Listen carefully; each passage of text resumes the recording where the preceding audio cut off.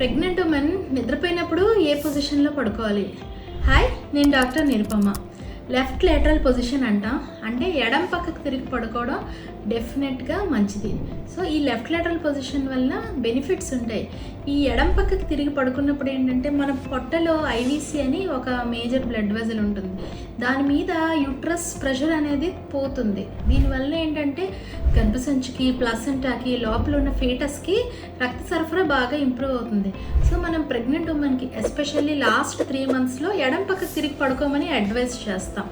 So ఇక్కడ ఒక concern ఏంటంటే, ఒక ప్రెగ్నెంట్ ఈ మధ్యన చెప్పారు, పడుకున్నప్పుడు పొరపాటున ఆవిడ మామూలుగా వెళ్ళకిలా పడుకున్నా కానీ, కుడి పక్కకు తిరిగి పడుకున్నా కానీ వాళ్ళ హస్బెండ్ వెంటనే లేపేసి ఎడం పక్కకు తిప్పి పడుకోబెడుతున్నారంట.